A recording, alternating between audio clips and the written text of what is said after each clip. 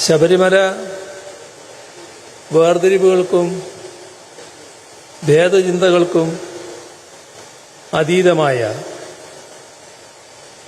ജാതിഭേദം മതദ്വേഷം ഏതുമില്ലാതെ അങ്ങനെയുള്ള വേർതിരിവുകൾക്കും ഭേദചിന്തകൾക്കും അതീതമായ മതാതീത ആത്മീയതയെ ഉദ്ഘോഷിക്കുന്ന എല്ലാ മനുഷ്യർക്കും ഒരുപോലെ പ്രാപ്തമായ ആരാധനാലയമാണ്.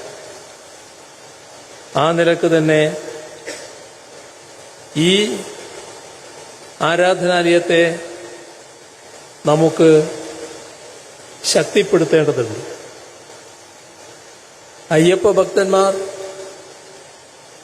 ഇന്ന് ലോകത്തെമ്പാടുമുണ്ട്. അതുകൊണ്ട് തന്നെയാണ് ഈ മഹാസംഗമത്തിന് ഒരു ആഗോള സ്വഭാവം കൈവരുന്നത്. നേരത്തെ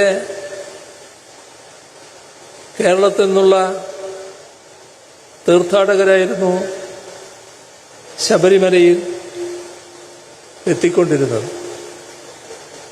അതോടൊപ്പം അയൽ സംസ്ഥാനത്തിൽ നിന്നുള്ള അയൽ സംസ്ഥാനക്കാരായ ആളുകളും എത്തിയിരുന്നു.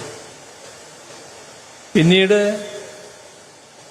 രാജ്യത്തിന്റെ നാനാഭാഗങ്ങളിൽ നിന്നായി തീർത്ഥാടകരുടെ പ്രവാഹം തന്നെയുണ്ടായി. ക്ഷേത്രത്തിന്റെ സാർവലൗകിക സ്വഭാവം മുൻനിർത്തിയാവണം ലോകത്തിന്റെ പല ഭാഗങ്ങളിൽ നിന്ന് ശബരിമലയിലേക്ക് ഇന്ന് ആളുകൾ എത്തുന്നത്. പലപ്പോഴും ഭക്തജനസാഗരം എന്ന് വിശേഷിപ്പിക്കാവുന്ന സാന്നിധ്യമാണ് ഇവിടെ ഉണ്ടാവുന്നത്. ഇത്രയേറെ ആളുകൾ എത്തുമ്പോൾ ക്ഷേത്രപ്രവേശനം സുഗമമാക്കാനും തീർത്ഥാടനം ആയാസരഹിതമാക്കാനും വലിയ തോതിലുള്ള ഇടപെടലുകൾ ഉണ്ടാകേണ്ടതുണ്ട്. ഈ ബോധ്യത്തോടെയാണ്